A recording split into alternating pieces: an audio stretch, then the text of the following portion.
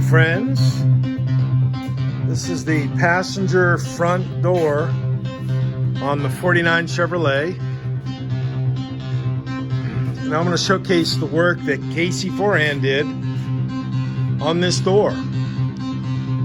This was a rotted out door on the bottom. And I bought the replacement kit for the lower part of the door for the two-door car, because they don't make it for the four-door car. So I gave it to Casey and I said, generally I gave her general instructions, nothing specific, because she's very smart. She's able to figure this stuff out on her own. And she went in here and sliced it here in the middle. I think right here. Shortened it, butt welded here.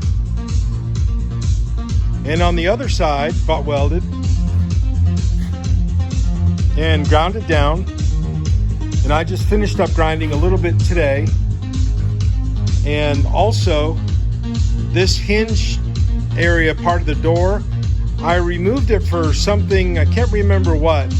Something was rotted on the inside and I had to pull it out to get access in there. And she welded it back in to get it all good to go. And I just want to showcase her work. And she's a self-taught welder. She did a little bit in high school. She's 22 years old. She's going to nursing school. And she likes doing this kind of stuff. And I'm so lucky and blessed to have her one day a week. And she'll be here on Friday. And we're going to work more on this 49 Chevrolet. But that's what I'm looking for. People who are self-starters, they're able to figure things out on their own, and they know lefty-loosey, righty-tighty. Not everybody knows that. I assume they know it, but not everybody does, which is sad. Very sad. So, anyways, 49 Chevrolet and one of its doors. Now I've got to buy the other kit for the other door to do the same repairs. And something here of interest is filling in the gap to even it up, even the edge was a little off here. So I went out and got a 1/4-inch rod, but Tractor Supply right next door, they didn't have smooth rod. So I just used a threaded rod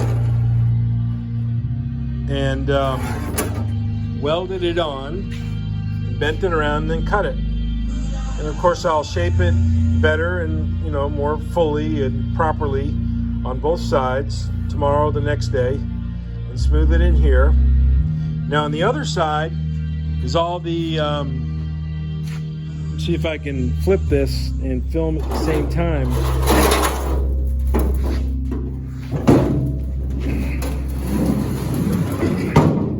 This is all the lead. Now, I did use tinning butter on both the original metal and the new metal, but it didn't want to stick that well on the brand new metal. So what I did is I peeled it up just about 1 millimeter on the edge, and this black stuff is panel bond. Now, I don't know if this is, quote, right, or this is the best way to do this, but this is going to work. So this panel bond now is holding in the lead. That's quite a bit of lead that's in there, folks. That's a lot of lead to fill in that seam. Because remember, this is our first door doing this too. It's Casey's first door, so it's basically my first door too.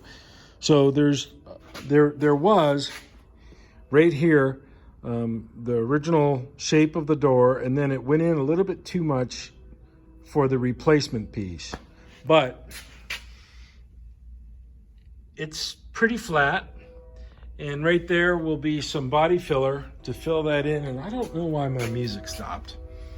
This is so annoying. Dismiss. Let's see here. Let's go Eric the Midget. little bit of different stuff. So here's the door, the lead, and I've sanded this. Well, I didn't sand it down, I filed it down. I don't sand down lead.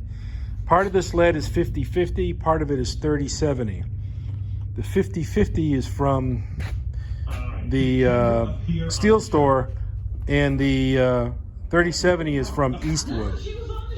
So here's what it is in that door.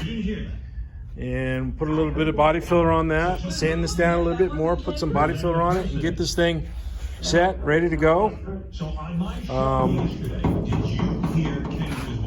That's a lot of lead. That's a lot of lead. Was she speaking to me? Why the hell can't I answer her full? Because you're lying. Okay. You're a liar. All right. Well, that's about it. Have a good day. Bye. Cheers.